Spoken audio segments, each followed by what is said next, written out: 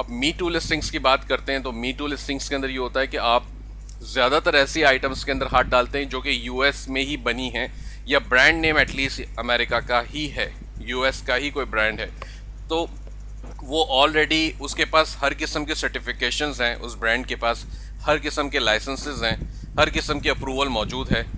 Amazon question नहीं करता उन ब्रांड्स के ऊपर, वो क्वेश्चन सिर्फ करेगा, बहुत सी ऐसी ब्रांड्स होती हैं जिन्होंने अमेज़ॉन के साथ ऐसे कॉन्ट्रैक्ट्स किए हैं कि जी हमारे सर्टेन डिस्ट्रीब्यूटर्स ही अमेज़ॉन पे बेचेंगे या हम खुद ही अमेज़ॉन पे बेचेंगे या अमेज़ॉन हमसे लेके अमेज़ॉन ही बेचेगा, कोई और नहीं बेचेगा। इस तरह के कॉन्ट्रैक्ट्स जब होते हैं वो आपको और मुझे वैसे डायरेक्टली नहीं बताएगा, but end of the day जब when you are trying to list one of the ASINs, जो एसिन आईडी होती है, वो आप जब उसको लिस्ट करने जाएंगे तो वहाँ वो कहेगा you need approval to upload to list any of this item in this brand.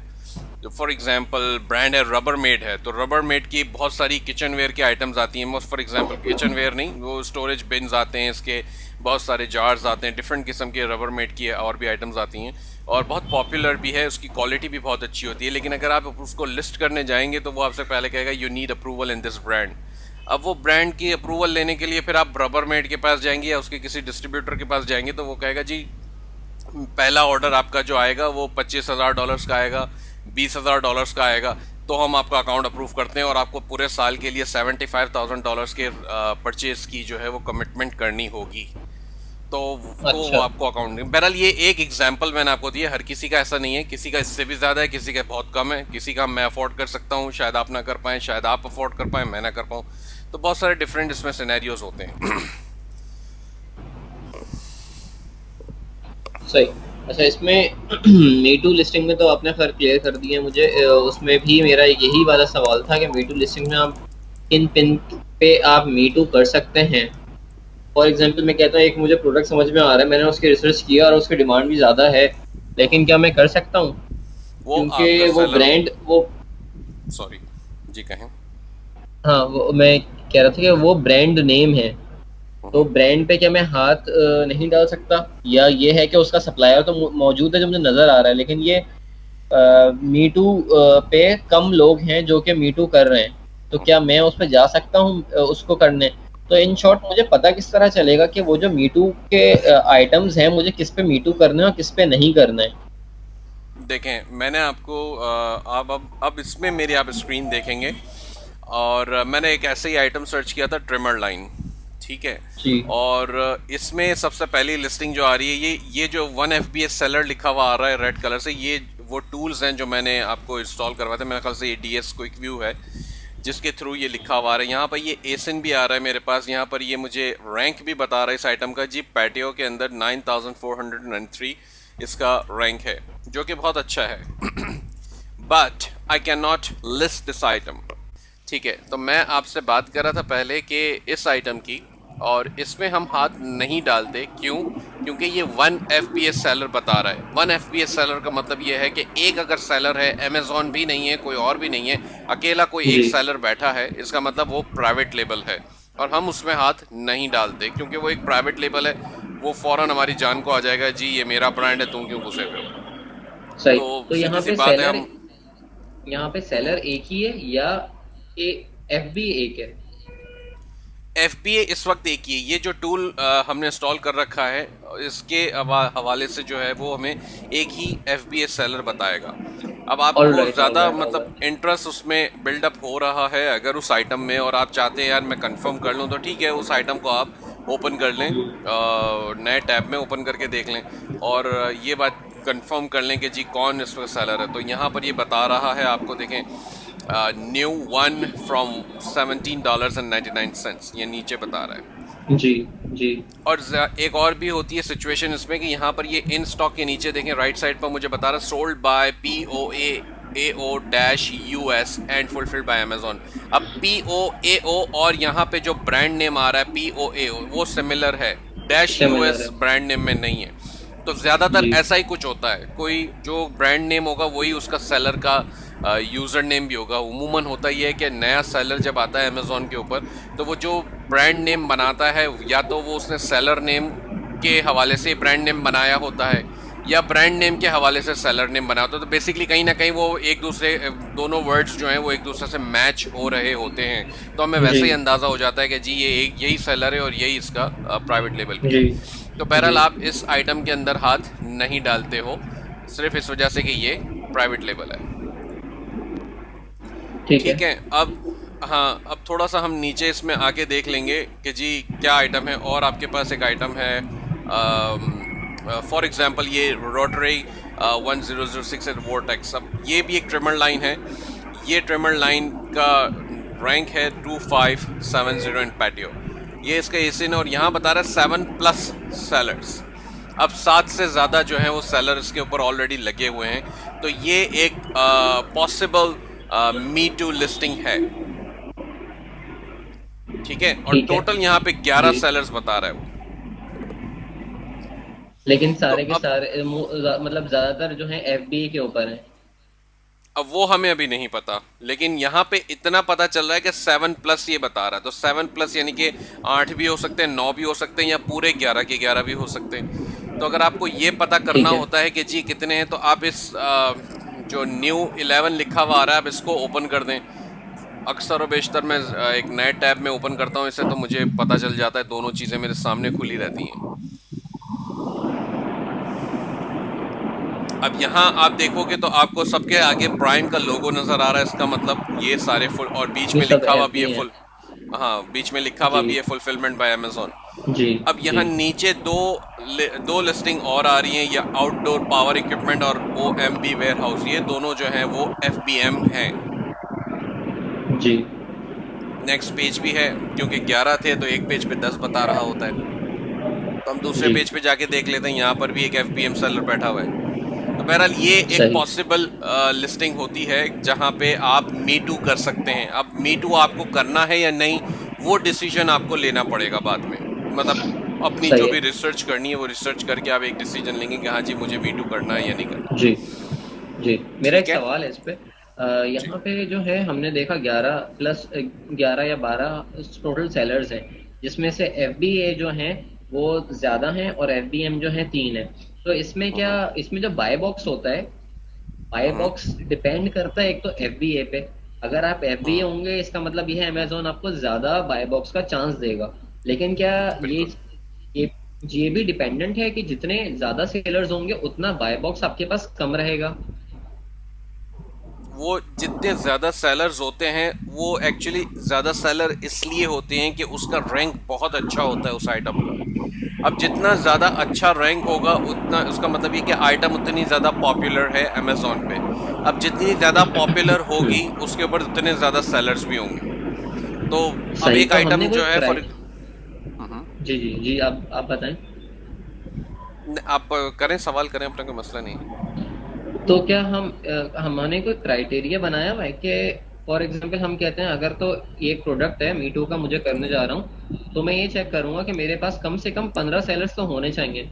15 से अगर ज्यादा होते हैं, 20 होते हैं, 25 होते हैं, 40 होते हैं, तो मैं उसको नहीं छेड़ूंगा क्योंकि उसमें ऑलरेडी बहुत कंपटीशन है। हम्म तो कोई क्राइटेरिया है इसका? क्राइटेरिया इस तरह मैं जो पर्सनली देखता हूँ वो इस तरह देखता हूँ कि उस प्रोडक्ट की सेल्स कितनी है पर डे लेवल पे। अब अगर मुझे कहा जा रहा है, दिखाया जा रहा है कि जी इस आइटम के ऊपर 40 सेलर्स हैं फॉर एग्जांपल, और 40 FBA के सेलर्स हैं पूरे, और वो आइटम की पर जी डे की सेल जो है वो 20 या 25 आ रही है या 15 आ रही है, तो मुझे ये पता है कि जी इन 40 में से मुझे 2 या 3 दिन में एक सेल मिलेगी। अब 2 या 3 दिन जी में एक सेल जब मुझे मिलेगी तो मुझे ये देखना होगा कि जी आया मुझे इतना प्रॉफिट हो रहा है। अब मुझे इतना प्रॉफिट हो रहा है कि जी 2 दिन में मुझे या 3 दिन में एक सेल मिलती है। अमेज़ॉन नॉर्मली 15 दिन में आपको पैसे देता है। शुरू में नए जी अकाउंट होंगे तो 28 डेज लगा देगा, लेकिन उसके बाद जब रेगुलर हो जाता है तो फिर 15 दिन होते हैं। अब 15 दिन के हिसाब से मैं कैलकुलेट कर रहा होता हूँ कि जी 15 दिन में मुझे कितनी सेल्स मिलेगी। तो मैं देखूंगा 3 के हिसाब से मुझे तो 5 ही सेल्स मिलेगी। 5 सेल्स के अंदर मेरा क्या होना है। अब ऑन दी अदर हैंड हम ये देखते हैं कि जी सप्लायर से 5 पीसेस परचेज अगर हम करें और हम इसको भिजवा दें, और उसकी कैलकुलेशन करें कि कितना प्रॉफिट मिल रहा है। जी ठीक है, 5 पीस के अंदर अगर फॉर एग्जांपल ये $14 की 14.95 की आइटम बिक रही है, अब अगर मुझे ये सोर्स करते वक्त मुझे ये कहीं से $9 की मिल जाती है, मुझे 1 या $1.5 इसके ऊपर प्रॉफिट मिल जाता है, तो मैं कहूँगा जी ठीक है, let's take a chance. 5 pieces उठाओ और 15 दिन के लिए इसको वहाँ रख दो। 5 पीसेस के मतलब 15 दिन के लिए मैंने इन्वेस्टमेंट कर दी, रिटर्न के अंदर मुझे अगर 10% मिल रहा है तो मैं कहूँगा जी ठीक है। ये मेरी सोच है, मैं ये नहीं कह रहा कि ऐसा कोई रूल है। This is how I think कि जी इस तरह से मुझे आइटम उठानी है। अगर मुझे प्रॉफिट इतना कोई ख़ास नहीं मिल रहा और आइटम की सेल या तो बहुत ज़्यादा नहीं है, अगर उसकी फॉर एग्जांपल सेल्स जो हैं वो 40 सेलर्स के ऊपर सेल जो है पर डे की सिर्फ 5 हैं, तो मेरा इसका जी। मतलब ये हुआ कि 5 सेलर को अगर एक एक पीस भी से एक एक यूनिट की भी सेल मिलती है फॉर एग्जांपल, तो कितने दिन लग गया? 40 सेलर्स के ऊपर मेरे ख्याल से काफ़ी दिन लग जाएंगे। जी।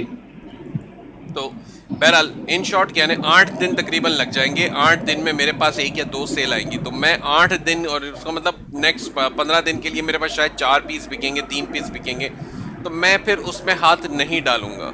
तो इस तरीके से मैं सोच रहा होता हूँ। पहले मैं प्रॉफिट मार्जिन देखता हूँ कि प्रॉफिट मार्जिन कितना बन रहा है, और कभी कभी हम ये भी देखते हैं कि जी हाईएस्ट अमाउंट पे क्या हम सेल कर पाएंगे इसको या नहीं। अब यहाँ पर आप देखो 1799 में भी लेकर बैठा है एक बंदा, इसका नाम जी। है मेजर ग्राइंड, और ये फुलफिलमेंट बैठा हुआ है। लेकिन इसके ऊपर 1799 के लिहाज से मुझे सोचना चाहिए या नहीं सोचना चाहिए, वो मैं आपको फिर नेक्स्ट स्टेप में बताऊंगा, क्योंकि उसके लिए मैं एक और टूल यूज़ करूंगा। मैं थोड़ा सा प्रोडक्ट को चेक करूंगा मज़ीद एडिशनल इसकी डिटेल में जाके। ठीक है। अच्छा, ये आपका नंबर ऑफ सेल उस आइटम की इस तरह पता चलनी है कि वो बहुत कॉम्पिटिटिव और बहुत हाई रैंकिंग प्रोडक्ट है। जी, हाई और रैंकिंग दूसरा, प्रोडक्ट है।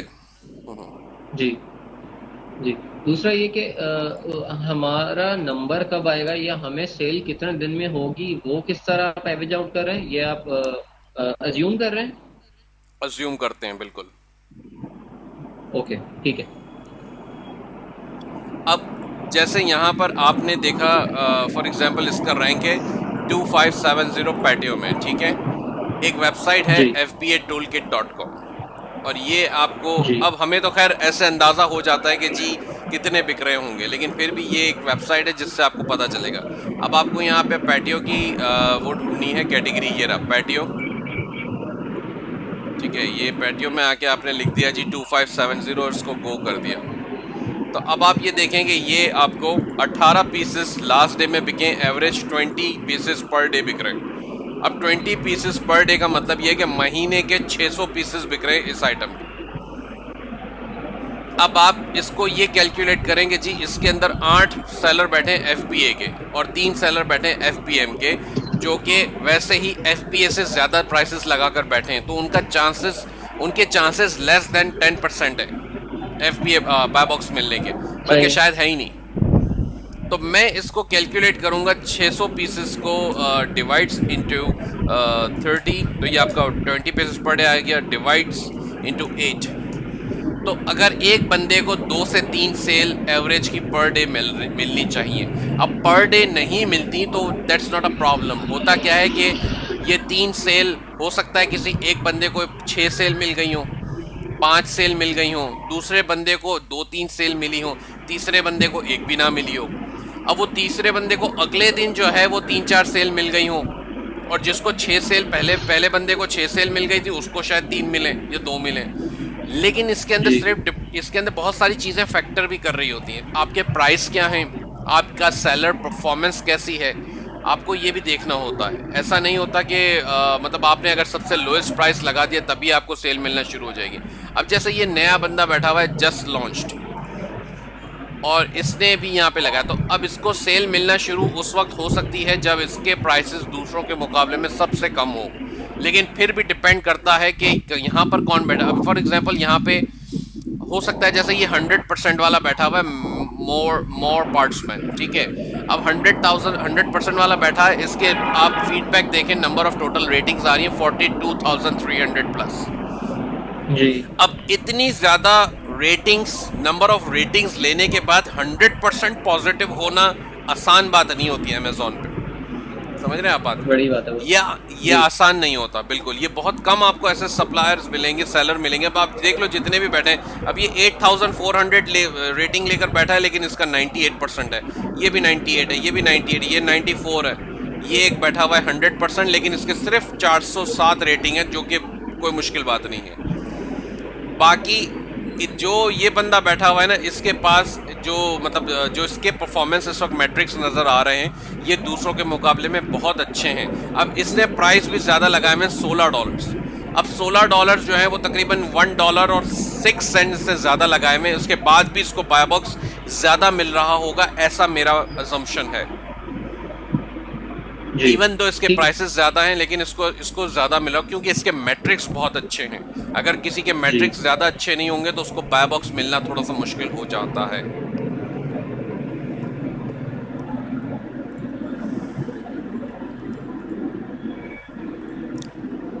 ठीक है, नेक्स्ट क्वेश्चन है आपका, या मैं आपको दूसरे टूल के बारे में बताऊं इसके? जी जी प्लीज, आप दूसरे टूल के बारे में बताएं। ठीक है, अब यहाँ पर एक चीज़ और हम यूज़ कर रहे थे, जैसे आपने ये लिस्टिंग अब आपने ओपन कर ली है, आपने देखा जी 11 बंदे बैठे हैं, 14.95 का मिल रहा है। ये एक टूल हम यूज़ करते हैं, कीपा कहते हैं इसे, ये आपसे मैंने इंस्टॉल भी करवाया था जी। और कीपा आपको बहुत अच्छी इन्फॉर्मेशन देता है।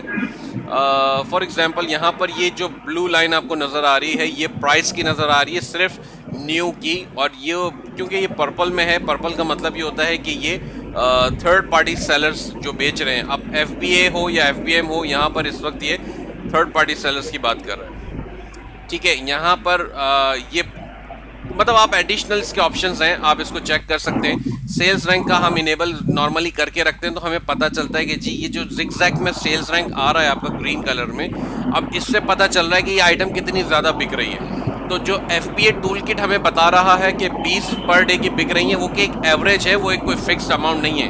हो सकता है कि ये आइटम जो है 22, 23 या 25 पीसेस पर डे बिक रहे हो सकता है कि ये आइटम जो है वो 17, 18 पीसेस पर डे बिक रहे हो जी। ठीक है, स्टैट्स के अंदर जो है वो आपको यहाँ बताता भी है कि जी इसका रैंक इस वक्त क्या है। इसका रैंक है इस वक्त 2570, जो हम पहले से जानते थे क्योंकि हमने पिछले पेज पे देख लिया था। अब यहाँ पर एक चीज़ और देखनी होती है कि अमेज़ॉन बैठा है या नहीं, या अमेज़ॉन आया था या नहीं, खुद बेच रहा था या नहीं। तो इस वक्त पता चल रहा है कि जी ये आइटम अमेज़ॉन नहीं बेच रहा है, ये पिछले 3 महीने में। तो मैं इसको 1 ईयर कर देता हूँ। अब इसको मैं ईयर कर देता हूँ, तब भी पता चल रहा है कि जी अमेज़ॉन नहीं बैठा हुआ। ऑल कर देता हूँ, तब भी पता चलता है कि जी अमेज़ॉन नहीं बैठा। तो इस आइटम के ऊपर अमेज़ॉन है ही नहीं, सिरे से वो आया ही नहीं है, और इसका रैंक बहुत अच्छा है। अच्छा, एक और एग्जाम्पल के तौर पर आइटम हम यूज़ करके देख लेते हैं, ये वाली। अब ये भी ट्रिमर लाइन है, और यहाँ पर देखें ये जो ऑरेंज लाइन आ रही है, जहाँ पे ऑरेंज ग्राफ आ रहा है, इसका मतलब इसमें अमेज़ॉन था, जबकि या बल्कि है। अब इसका भी 3 मंथ्स का ग्राफ दिखा रहा है। जब आप ईयर करते हैं तो यहाँ पे दिखा रहा है कि बीच में इतने अरसे में अमेज़ॉन मुसलसल स्टॉक लेकर बैठा था और बेच रहा था। ईयर कर ऑल टाइम कर लें 555 डेज, तो इतना बताएगा। बहरहाल आपको बता रहा है। और यहाँ पे अगर मैं वीक कर दूं तो ये पता चला है कि पिछले हफ्ते में ही अमेज़ॉन जो है वो अगस्त 20, बल्कि आज कल परसों की बात है, आज की बात है बल्कि, तो ये आज जो है वो आउट ऑफ स्टॉक था, लेकिन अब फिर से स्टॉक में आ गया। तो ये बहुत हमें हेल्प करता है कीपा का टूल यहाँ पर ये डिसाइड करने के लिए कि जी क्या हमें इस आइटम में हाथ डालना चाहिए या नहीं। अमेज़ॉन बेच रहा था, कितने में बेच रहा था? अमेज़ॉन हमें बता रहा है कि जी $19.97 के अंदर अमेज़ॉन बेच रहा था, और जबकि दूसरा आप देख रहे हो $19 सिर्फ बता रहा है। वो उसका मतलब ये है कि जो दूसरे सेलर्स हैं FBA के, वो $19 में बेच रहे हैं इस वक्त भी। लेकिन क्योंकि अमेज़ॉन ज़्यादा बड़ा सेलर है, तो हम लोग ये प्रेफर नहीं करेंगे कि हम वो प्रोडक्ट उठाएं जिसमें अमेज़ॉन ऑलरेडी हाथ डाला हो, ताकि हमारे चांसेस कम हो जाए। हाँ, लेकिन फिर भी कुछ ऐसी प्रोडक्ट्स होती हैं, जैसे फॉर एग्जांपल ये जो जिस वक्त हम जिसको देख रहे हैं, ये भी एक पॉसिबल अच्छी प्रोडक्ट है आपके लिए। क्यों? क्योंकि अमेज़ॉन बहुत फ्रीक्वेंटली उसका आना जाना लगा हुआ है। पिछले 3 महीने में आप देखो, पहले तो ये था ही नहीं, लेकिन फिर आया फिर गया। तो ये बारीक बारीक लाइनें जो आ रही हैं बीच में, तो इसका मतलब बहुत कम अरसे के लिए आता है फिर चला जाता है। तो ये पॉसिबल है कि ये इसका आना जाना लगा रहेगा, और जब ये जाता है आउट ऑफ स्टॉक, जाहिर सी बात है तब आप अपने प्राइस पे आइटम को बेच सकते हैं, बशर्ते कि वहाँ पे बेतहाशा सेलर्स ना हो। अब यहाँ पर 22 सेलर्स बैठे हैं इस आइटम के ऊपर, तो हम इसको भी देख लेते जी हैं कि जी FBA कितने हैं।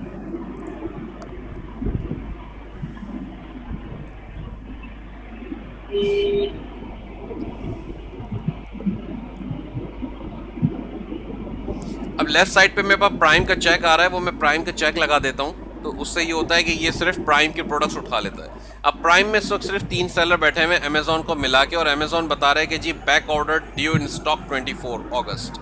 तो अब ये अगस्त की 24 को अमेजोन के पास माल आएगा, लेकिन अभी से उसने बेचना शुरू कर दिया है। तो बहरहाल इसके अलावा 2 लोग और हैं, जिसके अंदर एक 21.95 में बेच रहा है, एक $30 में बेच रहा है। अब इन लोगों की दोनों की आइटम्स बिकना शुरू हो जाएंगी जब अमेजोन आउट ऑफ स्टॉक जाएगा, और इस वक्त भी ये बेच रहा होगा, दूसरे 2 भी बेच रहे होंगे, क्योंकि अमेजोन बैक ऑर्डर किया हुआ है। तो वो जो भी आइटम्स अगर वहाँ पे कोई परचेज कर भी रहा है, तो अमेजोन उसको दिखाएगा कि जी ये आइटम आपको इतने दिनों में मिलेगी। देखें यहाँ बता रहा है इन स्टॉक ऑन अगस्त 24। तो अगर कोई बंदा परचेज करने जाएगा बायर, तो बायर ये देख रहा है चीज़ ये अगस्त 24 को मिलेगी, इसके पास आएगी, तो ये डिलीवरी करेगा 2 दिन में, तो मेरे पास 26 अगस्त को पहुंचेगी, मुझे तो कल चाहिए। तो वो जाके फिर घुसता है यहाँ पे न्यू, ये जो ऑप्शन आ रहे हैं न्यू 22, यहाँ जाके देखता है जी अच्छा किसी और के पास अभी पड़ी हुई है, तो फिर उससे पता चलता है कि जी ये 2 लोग और हैं जिसके पास पड़ी हुई है। अब उसका काम अर्जेंसी का है, तो जाहिर सी बात है फिर वो फ़ौरन किसी में से दोनों में से किसी एक से ऑर्डर करेगा, और जो लोएस्ट प्राइस होगा जाहिर सी बात है उसी से ऑर्डर करेगा। ठीक। तो ये एक ये भी एक कॉन्सेप्ट है जिसके थ्रू हम ये सब चीज़ें देख रहे होते हैं।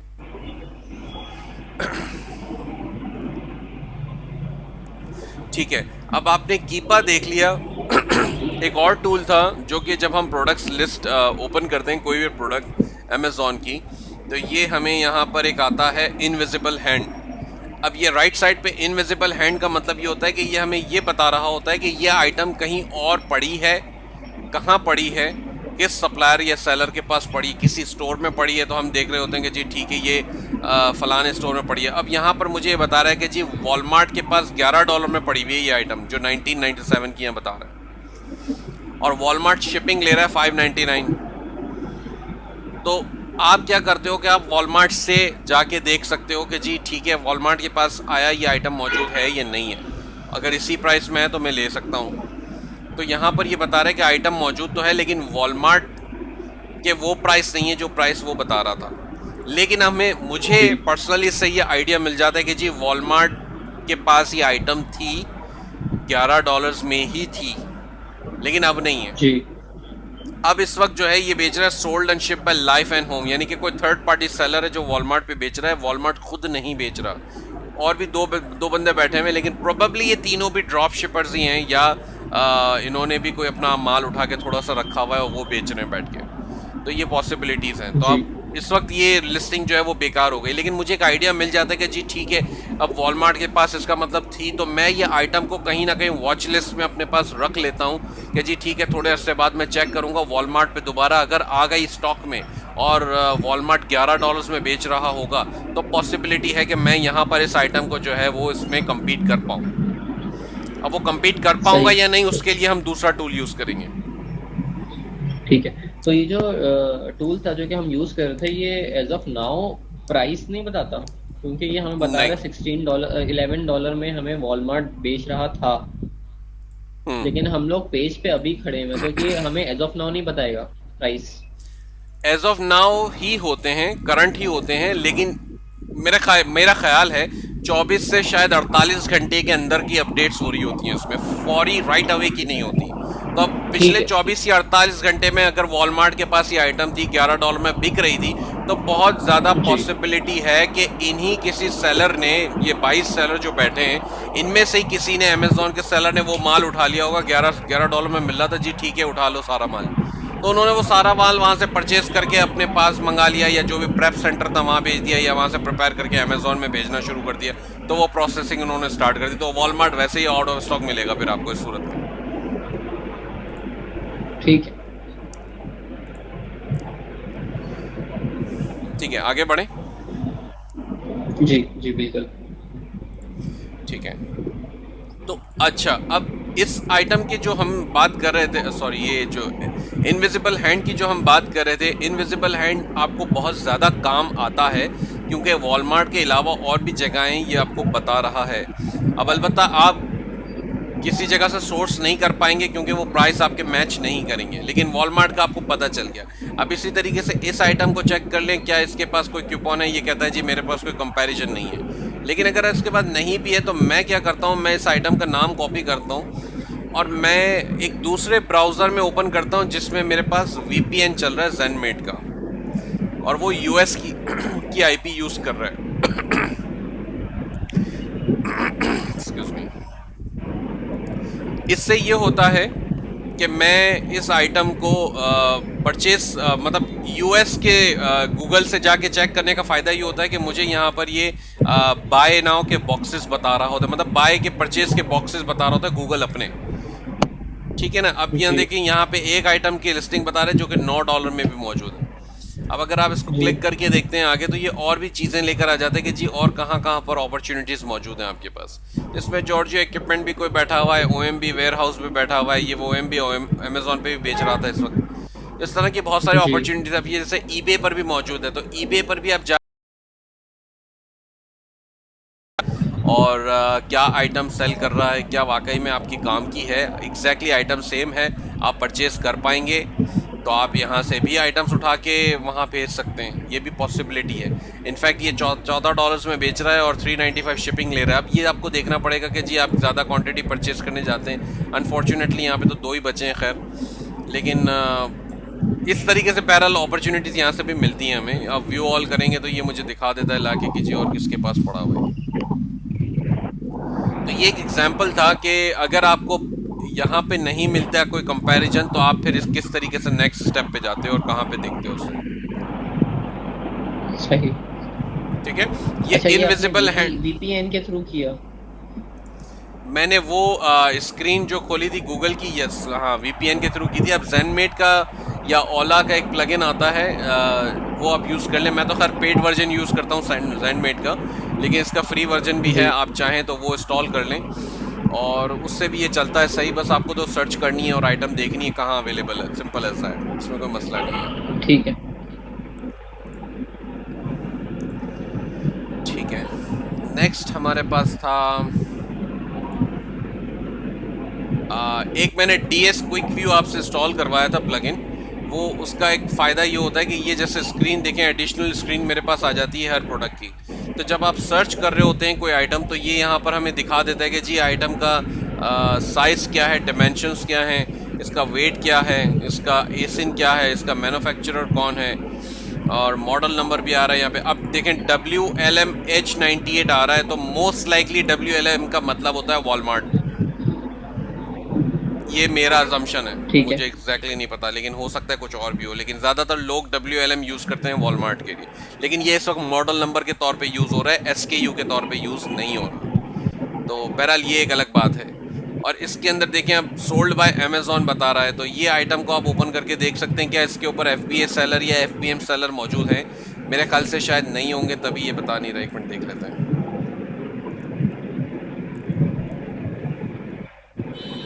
16 लोग बैठे हुए हैं, 16 लोग बैठे हुए हैं, $7 $7.33 में बेच रहे हैं। अब $7.33 का मतलब ये है कि ये आइटम बहुत ज़्यादा आपको सस्ते प्राइस में लेनी पड़ेगी, तब जाके आप इसको compete कर पाएंगे, वरना नहीं कर पाएंगे जी। अब यहाँ बता रहे वॉलमार्ट के ऊपर जो है ये 572 की पड़ी हुई है। शिपिंग इसके ऊपर बता रहा है $8.40। हाँ, तो वो शिपिंग जो 840 बता रहा है, इसका मतलब कोई थर्ड पार्टी सेलर ही है, क्योंकि वॉलमार्ट शिपिंग जो चार्ज करता है वो 599 चार्ज करता है, उससे ज़्यादा नहीं करता नॉर्मल केस में। और 599 भी अंडर $35 के ऑर्डर के ऊपर होती है। $35 से ऊपर का ऑर्डर के ऊपर शिपिंग फ्री हो जाती है। तो जब आप बेसिकली अगर आपको 572 की आइटम मिल रही होती है और वॉलमार्ट खुद ही सेल कर रहा होता 599 शिपिंग के साथ, तो आप ये आइटम पॉसिबली आपके लिए आइटम फ़ायदेमंद हो सकती थी, क्योंकि आपको शिपिंग नहीं देनी पड़ती। आप शायद 10 पीस, 5 पीस या 50 पीस कुछ भी उठाते तो ज़ाहिर सी बात है ऑर्डर का अमाउंट बढ़ जाता। तो बहरहाल ये एक पॉसिबल ऑप्शन ये भी है। इस तरह से आप DS क्विक व्यू को देखने का मकसद ये था कि यहाँ पर ये तमाम बेसिक इन्फॉर्मेशन जो है वो यहाँ पे दिखा देता है। अब कहीं कहीं पे ये कैलिफोर्निया रेजिडेंट्स की वो भी आ रही होती है, प्रोपोजिशन 65 वार्निंग ये भी एक क्लॉज है जो प्राइवेट लेवल वालों को देखना पड़ता है, क्योंकि कैलिफोर्निया के स्टेट के अलग से एडिशनल कानून और कवानीन है जो कि वो इम्पोज कर देता है कुछ आइटम्स के ऊपर। दूसरे स्टेट नहीं करते लेकिन कैलिफोर्निया करता है। तो कैलिफोर्निया का जब बायर परचेज करेगा तो उसे वो कुछ एडिशनल रिस्ट्रिक्शन और नोटिफिकेशंस आपको देने पड़ते हैं। मुझे भी नहीं पता टू बी ऑनेस्ट इतना ज़्यादा इसके बारे में, लेकिन बहुत फटीके हैं इस मामले में।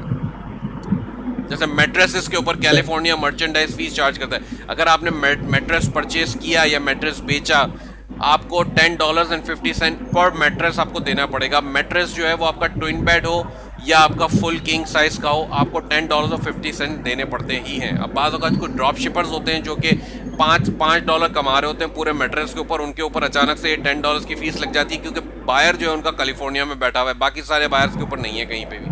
तो ये इस तरह के मसले भी बहरहाल क्लॉज जो है वो बीच में आ जाते हैं, जिसका आपको नॉलेज होनी चाहिए आपको। जी ठीक है। अब इसके अलावा एक और चीज़ मैं आपको बता देता हूँ। दो चीज़ें हम देखते हैं। फॉर एग्जांपल, अगर आप डिसाइड करते हैं कि जी मुझे एडिशनल डिटेल इसकी देखनी है इस प्रोडक्ट की और मुझे इसके अंदर एंटर होना है इस लिस्टिंग के ऊपर, तो अब मैं क्या करूँगा इस सूरत में। यहाँ पे दो टूल्स मेरे पास और हैं। एक है AMZ FBA कैलकुलेटर, जी जो कि मुझे ये बताएगा कि मेरी कॉस्ट क्या बनेगी, क्या प्रॉफिट बनेगा, तमाम चीज़ें आ जाती हैं। अभी आइटम बिक रही है 1495 की यहाँ पर, ठीक है। और यहाँ पे ये एस्टिमेटेड मंथली सेल्स भी बता रहा है 347, जिसके ऊपर मैं ज़्यादा ट्रस्ट नहीं करता। मैं ट्रस्ट FBA टूल किट के हवाले से करता हूँ, तो वो ज़्यादा मुझे एक्यूरेसी के करीब लगता है। अब यहाँ पे ये पूछता है जी प्रोडक्ट कॉस्ट क्या है आपकी। फॉर एग्जांपल, मैं अज्यूम करता हूँ मैं वॉलमार्ट से परचेस कर रहा था। अब वॉलमार्ट से परचेस कर रहा था $11 की, अगर अवेलेबल थी तो। शिपिंग कॉस्ट ये पूछता है कि वॉलमार्ट से आया, आपके प्रेप के ऊपर गया, या प्रेप सर्विस से अमेज़ॉन FBA की तरफ जाएगा। तो वॉलमार्ट से उस जो भी टोटल इसके अंदर शिपिंग कॉस्ट लग रही होगी वो आप बताएं। हम इसको अप्रॉक्सीमेटली $1 अज्यूम करते हैं पर पाउंड के हवाले से। अब वॉलमार्ट जो है वो शिपिंग चार्ज नहीं करेगा मुझे, क्योंकि मैं $35 से ऊपर का ही ऑर्डर प्लेस करूंगा, तो मुझे वॉलमार्ट पे तो कोई शिपिंग नहीं देनी। अलबत्ता मेरी जो प्रेप सर्विस है वो प्रेप सर्विस जब प्रिपेयर करके भेजेगी अमेज़ॉन पे, तो अमेज़ॉन शिपिंग फीस लगाएगा। अब लोग ये कहते हैं कि जी 50 सेंट्स पर पाउंड के हिसाब से लग रही होती है अप्रॉक्सीमेटली, लेकिन जितना मैंने देखा है, जितने पिछले FBA मैंने परचेस किए हैं, सब में ज़्यादा ही लगी है। किसी के अंदर 70 सेंट्स का एवरेज आ रहा था, किसी में 90 सेंट्स का आ रहा था, किसी के अंदर $1.10 का एवरेज आ रहा था। तो मैं बाज़ औक़ात इसको $1 पे ही ले जाता हूँ। अब इसके अंदर एक और चीज़ भी है कि मेरी प्रेप सर्विस जो है वो मुझे 50 सेंट्स चार्ज करती है पर यूनिट। उसके ऊपर FNSKU लेबल लगाने का और सब, तो भी थोड़ा बहुत इंस्पेक्शन करते हैं वो लोग। तो मैं इसको 1.5 कर देता हूँ यहाँ पर। तो अब मेरा मार्जिन इम्पैक्ट चला गया माइनस में। इस प्राइस के तहत 1495 के तहत मेरा मार्जिन चला गया प्रॉफिट माइनस में। 1495 को मैं चेंज करके 1899 कर देता हूँ, तो भी मेरा मार्जिन माइनस में ही रहता है। 1999 करके देख लेते हैं तो भी माइनस में ही है। 2499 करके देख लेते हैं, 2299 करके देख लेते हैं, तो जाके मुझे $2.31 बचते हैं इसमें। ये मेरा नेट प्रॉफिट बनेगा अप्रॉक्सीमेटली जी। ठीक है। इसमें जो टोटल FBA फी दिखा रहा है, ये पर यूनिट अमेज़ॉन चार्ज करता है फॉर FBA इस प्रोडक्ट के। जी, इसमें पिक पैक एंड शिप आता है कि शिपिंग करता है। ये प्रोडक्ट आपकी जब जाती है ना, तो अगर फॉर एग्जांपल आपने 50 पीस वॉलमार्ट से उठाए थे, वॉलमार्ट ने एक बड़े बॉक्स के अंदर तमाम 50 पीस डाले और आपकी तरफ शिप कर दिए, आपकी जो भी प्रेप सर्विस थी। अब वो प्रेप सर्विस वालों ने 50 पीसेस निकाले, उसके ऊपर FNSKU लेबल लगाए और वापस उसी बॉक्स में डाले, अमेज़ॉन से शिपिंग लेबल प्रिंट किया और उस डब्बे के ऊपर लगाया और अमेज़ॉन की तरफ भिजवा दिया। अब अमेज़ॉन के पास जब पहुंच गया तो अमेज़ॉन अपनी सॉर्टिंग करके अपने पास रख लेगा, लेकिन जब कस्टमर का ऑर्डर आएगा जी मुझे 2 पीस चाहिए, तो वो बड़े कार्टन को तो उसने सॉर्टिंग करके अपने पास रख लिया था, लेकिन अब वो 2 पीस आपके 50 पीस में से उठाएगा और अपने बॉक्स में डालेगा, अपना लेबल उसके ऊपर लगाएगा, UPS को या FedEx को या USPS को जिसके थ्रू उसको भेजना है वो उसके थ्रू उसको भेजेगा। तो वो जो शिपिंग की फ़ीस कस्टमर को भेजने की है वो भी इसके अंदर शामिल है। अब कस्टमर पूरे US में कहीं भी रहता हो, 48 स्टेट्स के अंदर कहीं पर भी रहता हो, अमेजोन आपसे एडिशनल चार्ज नहीं करेगा, उसने जो बता दिया बस वो वही चार्ज कर रहा है। अब 471 के अंदर ये सही तमाम सर्विसेज शामिल है, स्पेशली शिपिंग कॉस्ट। तो वो शिपिंग कॉस्ट यहाँ पे अप्लाई हो रही है, जो कि बहुत इंपॉर्टेंट है। सही है। एफएनएस का मतलब क्या है, एब्रीविएशन एफएनएस की? एफएनएस का मतलब होता है, एफएनएस की एक मिनट में बताता हूँ, मुझे याद नहीं आता। एसकेयू तो नॉर्मल नॉर्मल एसकेयू के लिए होता है, लेकिन एफएनएसकेयू जो है वो एक्रोनिम फुलफिलमेंट नेटवर्क एसकेयू। तो ये फुलफिलमेंट नेटवर्क एसकेयू जो होता है वो अमेजोन अपना बारकोड प्रिंट करवाता है आपसे। वो कहता है कि अच्छा जी अच्छा। आपकी आइटम के ऊपर कोई किस्म का बारकोड नहीं होना चाहिए सिवाय एफएनएसकेयू के। और एफएनएसकेयू के पीछे नीचे भी वही बारकोड होता है, उसका अपना ही होता है लेकिन जनरेट किया हुआ, जिसके थ्रू वो लोग खुद सही अपने जो भी उनका वेयर हाउस है वहाँ पे जो स्कैनिंग कर रहे हैं, तो वो अपने स्कैनर्स के थ्रू वो लेबल को चला रहे होते हैं इसको। सही है। ठीक है। ठीक है, सही तो है। अब तो आपके हमारी पास ये कॉस्ट। जो जी टोटल, जी जी हमारी जो प्रोडक्ट प्राइस दिखा रहे हैं, ये वो प्राइस है कि हम 22.99 पे रखेंगे अमेजोन पे तो हमें फायदा होगा, जिसमें से प्रोडक्ट कॉस्ट हमें 11 है, शिपिंग कॉस्ट आपने 1.5 दे दी, तो हमारे पास प्रॉफिट मार्जिन जो बच रहा है वो 2.31 बच रहा है। बिल्कुल। अब इसके अंदर एक और पर चीज़ मैं भूल गया हूँ आपको बताते वक्त में। बहरहाल आप बात बताएं अपनी पूरी करें, फिर मैं आपको बता दूँ। नहीं नहीं, मेरी बात कंप्लीट हो गई है जी, आप बताएं। ठीक है, $11 मैंने as it is item pick कर ली थी। वॉलमार्ट आपसे सेल्स टैक्स भी लेगा। अब सेल्स टैक्स जो है वो आप अवॉइड करवा सकते हैं अगर आपके पास रीसेल सर्टिफिकेट है तो। ठीक है, अगर रीसेल ऑलराइट। सर्टिफिकेट है तो, और रीसेल सर्टिफिकेट आपको उसी वक्त मिलता है जब आपके पास एलएलसी हो। ओके। ठीक है, और एलएलसी होने के बाद भी डिपेंड करता है कि जी आपकी प्रेप सर्विस कहाँ जा रही है। अगर वो प्रेप सर्विस, अब वॉलमार्ट को आप बताएंगे जी मेरा एलएलसी जो है वो रजिस्टर्ड है डेलावेयर में, और डेलावेयर के अंदर रीसेल सर्टिफिकेट की ज़रूरत नहीं होती क्योंकि वहाँ पे कोई सेल्स टैक्स नहीं है। तो वॉलमार्ट वैसे ही आपसे सेल्स टैक्स नहीं लेगा अगर आप डेलावेयर में शिप करवा रहे हैं तो, या आप ओरेगन में शिप करवा रहे होते हैं, या आप जो है वो कोई और स्टेट है, 3-4 स्टेट्स हैं जहाँ पे सेल्स टैक्स नहीं होता। तो अगर ऐसे न्यू जी। हैम्पशायर है जैसे, तो बहरहाल इनमें सेल्स टैक्स नहीं होता तो आपको रीसेल सर्टिफिकेट की ज़रूरत नहीं होती। लेकिन अगर आप कहेंगे जी मेरी प्रेप सर्विस तो जो है वो कैलिफोर्निया में है, आप वहाँ शिप कर दें, वो कहेगा शिप कर दूंगा लेकिन उसके ऊपर 7.25% जो है मैं टैक्स लगाऊंगा।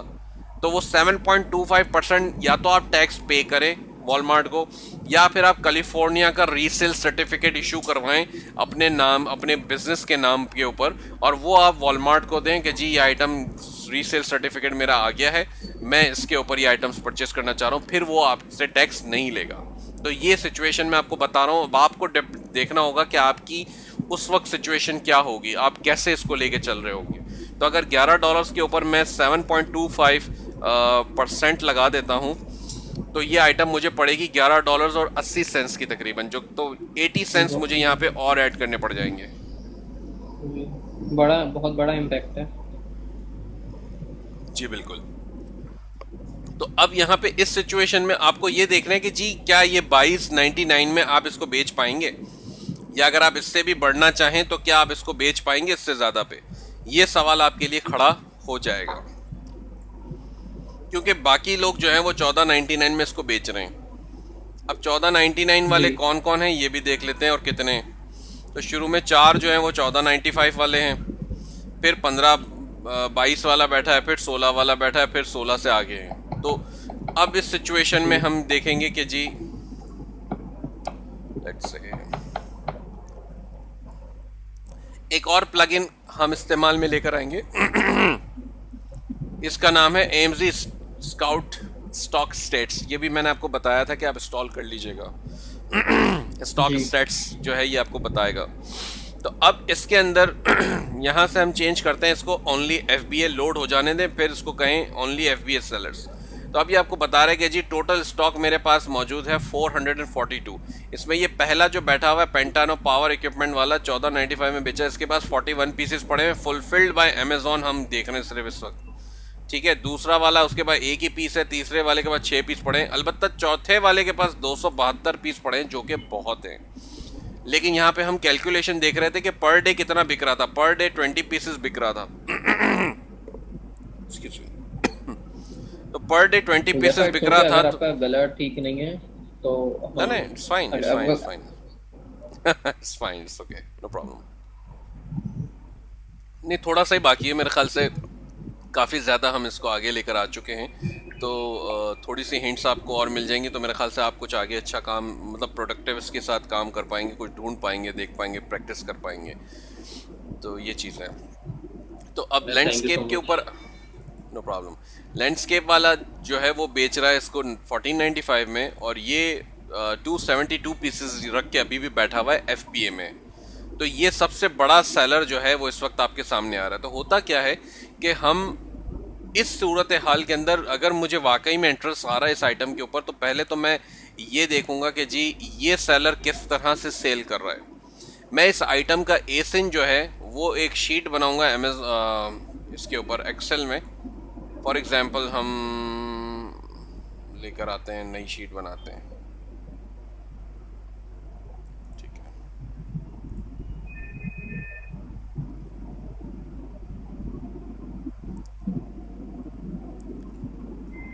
ठीक है, तो फॉर एग्जांपल मैंने यहाँ पे एसिन अपने पास रख लिया, जो भी इसका एसिन है आइटम का। और जी इसके अलावा एक और काम हम ये करेंगे कि हमने सप्लायर का नाम अपने पास रख लिया। ये सप्लायर का नाम है सप्लाई, ये बेच रहा है, सेलिंग प्राइस इसके हैं 1495, इसके पास पीसेस पड़े हुए 272। ठीक है, आपने डेट डाल दी आज की, अगर आपको आज की डेट, तो इससे फ़ायदा ये होता है कि आपको पता होता है कि जी आज के दिन में जो है वो इसके पास इतने पीसेस पड़े हुए हैं, ताकि आप इसको जब रिविज़िट करें 2 या 3 दिन के बाद तो आपको पता हो कि जी अब कितने जी पीस इसके पास होने चाहिए। कहने का मकसद मेरा ये था कि वॉच लिस्ट में इसको, जैसे एक तरीके से ये वॉच लिस्ट मैं बनाता हूँ, इस वॉच लिस्ट से फ़ायदा ये जी होता है कि जी मुझे पता चल रहा होता है कि ये सेलर जो है इस वक्त 4995 में लगा के 1495 में लगा के बैठा है, ये कितना बेच रहा है। और एक और तरीके से भी मैं वॉच लिस्ट लगाता हूँ कि जो महंगे तरीन सेलर हैं, जो 1799, जो महंगे तरीन से भी मुराद ये होती है कि जिसके पास जिसके प्राइसिंग सेंस बन रहे हो। ऐसा ना हो, कुछ सेलर ऐसे भी आपको मिलेंगे जो कि $15 के आइटम के ऊपर प्राइस लगा के बैठे होंगे $95, डायरेक्ट $95, आई मीन। तो वो सेलर सेंस नहीं बनाते, वो उनके साथ कोई मसला होता है, उन्होंने इस तरह के प्राइस रखे होते हैं, क्रेजी प्राइस हम जिसे कहते हैं, उनको फिर हम देखते भी नहीं है कि जी ठीक है ये अभी फ़िलहाल कोई काम नहीं कर रहा। लेकिन ऐसे प्राइस हों जो कि बहुत ज़्यादा करीब करीब हों लेकिन ज़्यादा हों बाकियों से, तो उसको भी हम देखते हैं। जैसे अब ये मेजर ग्राइंड करके बैठा हुआ है, इसका 1795-99 प्राइस है, और ये भी 67 रख के बैठा हुआ है 100% है, 407 इसके रेटिंग्स हैं। इससे आपको ये फ़ायदा जी मिलेगा कि आपको ये पता चलता है कि यार महंगा तरीन जो बंदा बैठा हुआ है वो सेल्स कैसी ले रहा है, क्या मतलब उसकी 67 पीसेस अभी पड़े हैं, तो 2 दिन बाद जब आप विजिट करके देखें तो पड़े कितने हैं। अब वो पता चला कि जी आप इसके पास जो है वो फॉर एग्जांपल 50 पीस पड़े 2 दिन के बाद, तो आपको ये पता चल गया कि जी पिछले 2 दिनों में इसने 17 पीसेस बेच दिए हैं। अब 17 यूनिट्स इसके बिक गए हैं, तो इसका मतलब इसके साथ ये कुछ तो ऐसा कर रहा है, ये इसकी प्रोडक्ट्स बिक रही हैं, इसको बाय बॉक्स मिल रहा है इतने प्राइस के ऊपर भी। लेकिन यहाँ पे आपके साथ प्रॉब्लम इस वक्त ये है कि आपको जो प्राइसिंग मिल रही है ये वॉलमार्ट की प्राइसिंग है। वॉलमार्ट खुद एक रिटेलर है, तो रिटेलर से आप ये आइटम लेके 2299 में नहीं बेच सकते हो या 2399 में नहीं बेच सकते हो। आपको किसी होलसेलर के पास जाना पड़ेगा। तो फॉर एग्जांपल ये जो लोग बैठे हैं ये परचेस कर रहे हैं किसी डिस्ट्रीब्यूटर से या होलसेलर से, तभी इनको ये आइटम जो है इतना सस्ता मिल रहा है कि ये लोग 14 और 15 और $17 के आसपास में बेच रहे हैं, वरना $22 तक तो आप नुकसान में ही जा रहे थे। सही है ना जी ये बात? जी। तो बहरहाल अच्छा, तो हम इस अब तरह आइडिया लगाते हैं। बिल्कुल, ये इन सब चीज़ों से आपको पता चल रहा होता है। बेसिकली ये आइटम आप किसी और रिटेलर से तो खैर खरीद ही नहीं सकते, ये आइटम के लिए आपको कोई सप्लायर इसका होलसेलर ढूंढना पड़ेगा। अब एक जो क्विक तरीका मैंने खुद ने भी सनी अली से देखा था, जो मेरा तरीका है वो थोड़ा सा लेंदी है। वो लेंदी इस तरह है कि मुझे उसके अंदर बहुत सारे और भी लोग मिल जाते हैं, लेकिन सनी अली का तरीका ये था कि वो डायरेक्ट ब्रांड मैन्युफैक्चरर को पकड़ता है। अब ब्रांड मैन्युफैक्चरर जो होता है वो छोटे लोगों से मुराद नए लोगों से बात नहीं करते हैं इतने आराम से।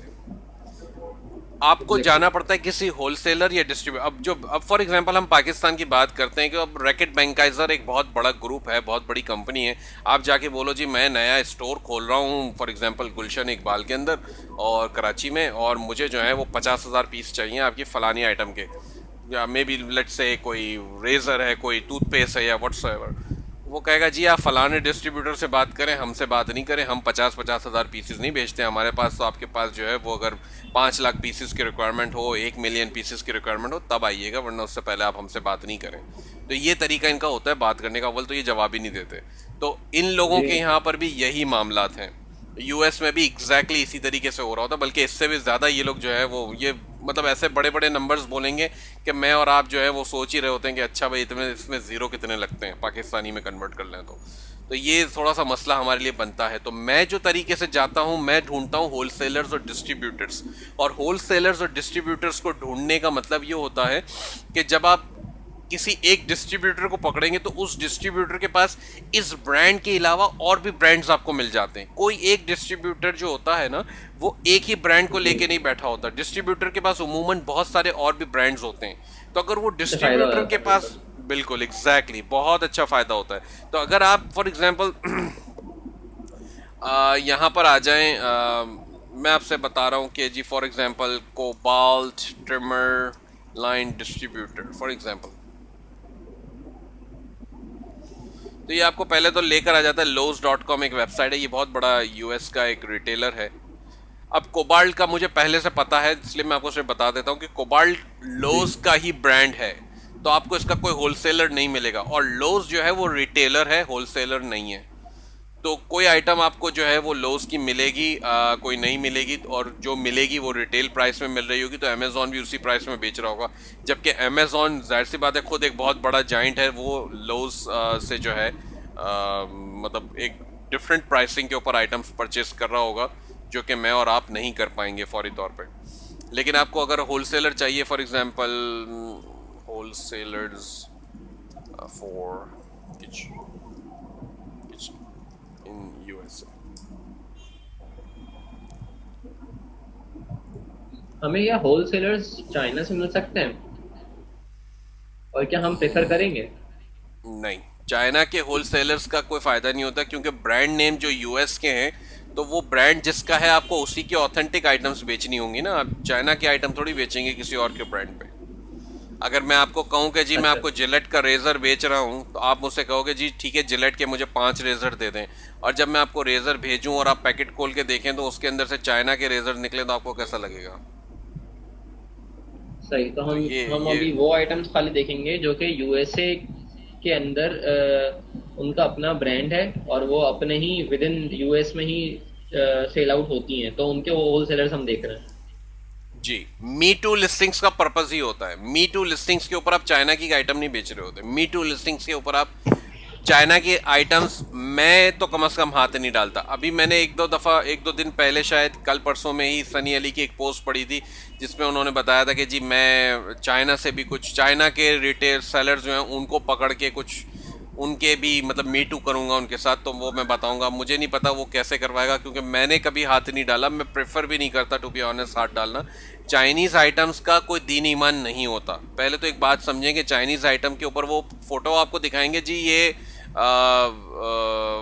फॉर एग्जांपल ये जिलेट का रेज़र है। अब आपने कहा जी ठीक है 50 पीस भेज दो, तो 50 पीस जब आपने मंगवाए, डब्बा खुला, तो उसके ऊपर जिलेट जो है वो उसने मार्कर से लिखा हुआ था, पता चला, या उसने जो है वो स्टिकर लगा दिया था जिलेट का।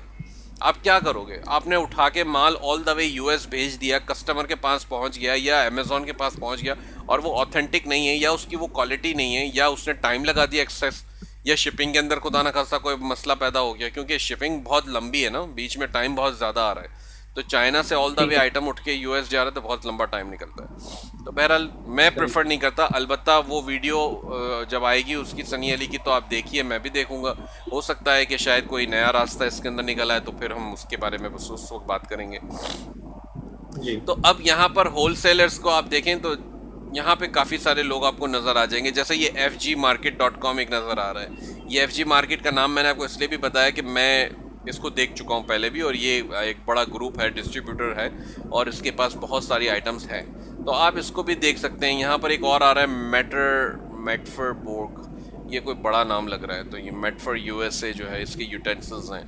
तो इसके अंदर बहुत सारे हैं, तो मैं इस तरह ढूंढता हूँ।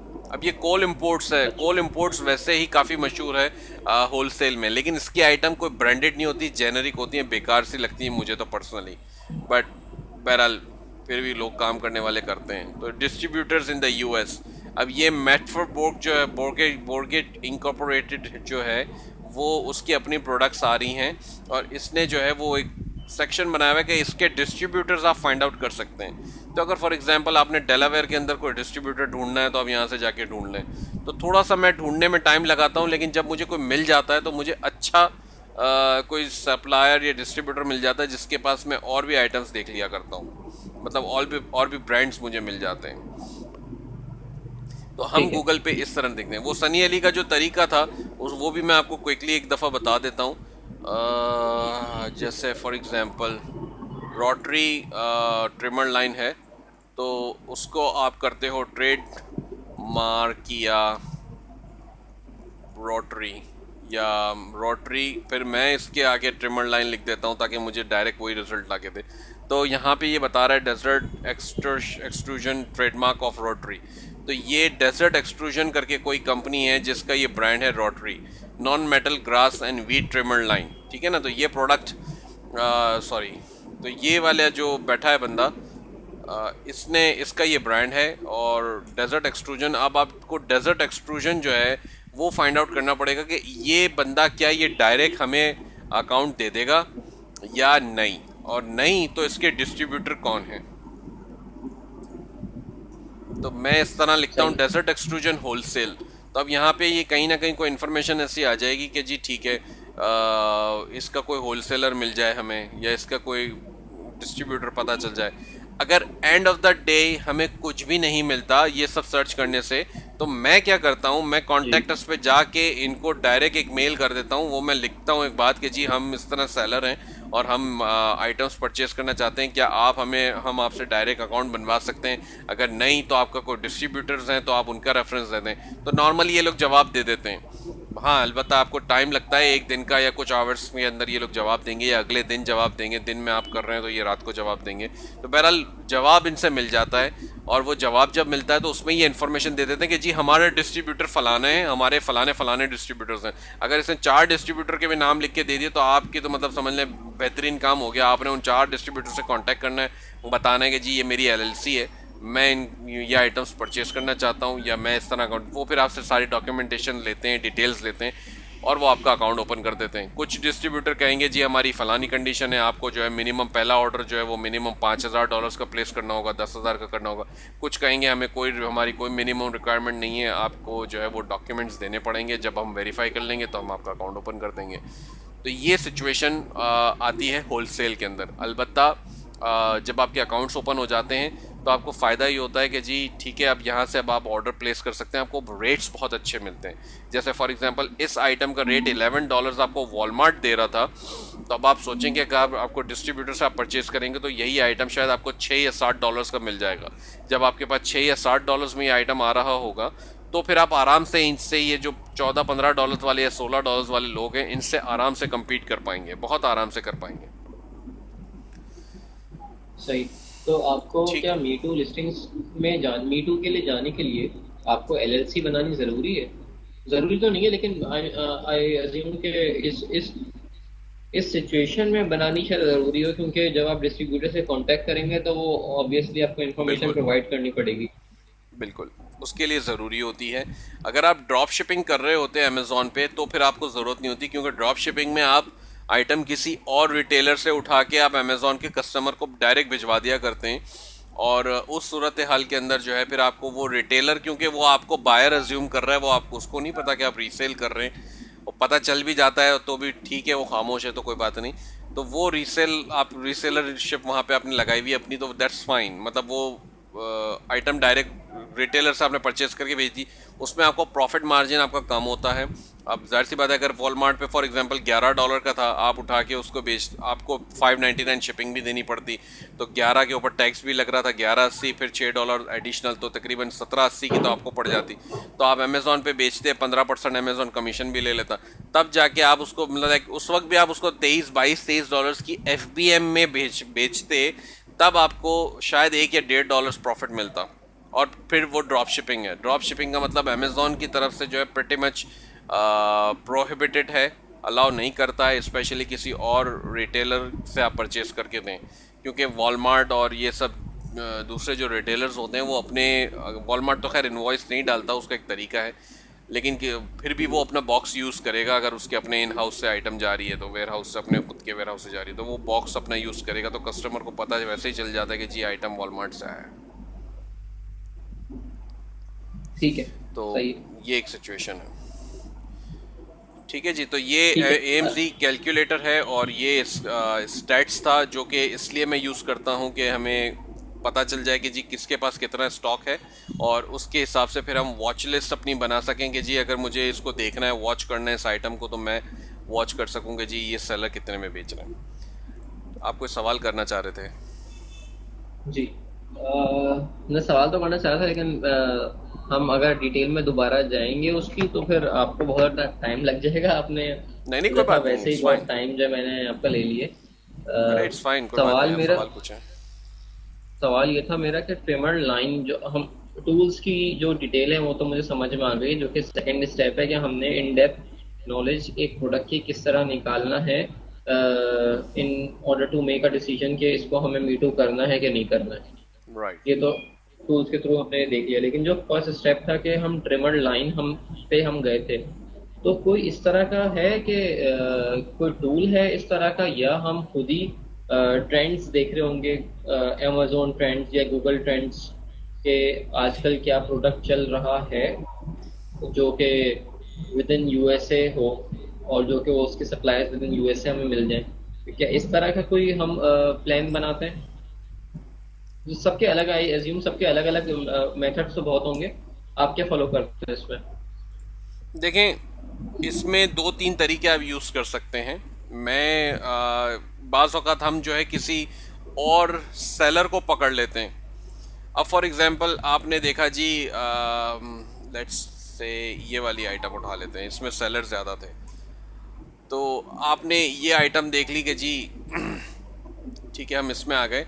अब इसके सेलर कौन कौन है? अब इसका पहला सेलर है, ये तो 19,000, 1,93,000 रेटिंग लेकर बैठा है। इसका मतलब ये कोई छोटा सेलर तो नहीं है, ये बहुत पुराना मतलब जाइंट है। अब जैसे फॉर एग्जांपल ये है CCH प्रोडक्ट्स, इसकी 1800 रेटिंग्स है, तो इसका मतलब ये कोई बहुत पुराना नहीं है, शायद ये 2-1 साल से काम कर रहा है ये अमेज़ॉन पे इस सेलर में।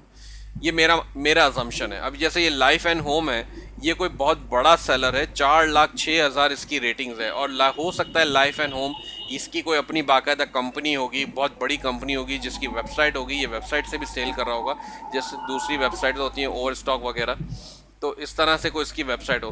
तो बहरहाल मैं उसको नहीं छेड़ता, मैं जाता हूँ फिर ऐसे कोई छोटे सेलर्स के ऊपर, जैसे फॉर एग्जांपल इसके 1800 हैं, अगर कोई और मिल जाए, जैसे ये 2800 है, और भी पेजेस हैं, तो अगर आप सिंपली इस सेलर के ऊपर चले जाएं, CCH प्रोडक्ट्स के ऊपर, जी, इसके पास यहाँ पर आ रहा है प्रोडक्ट्स का सेक्शन।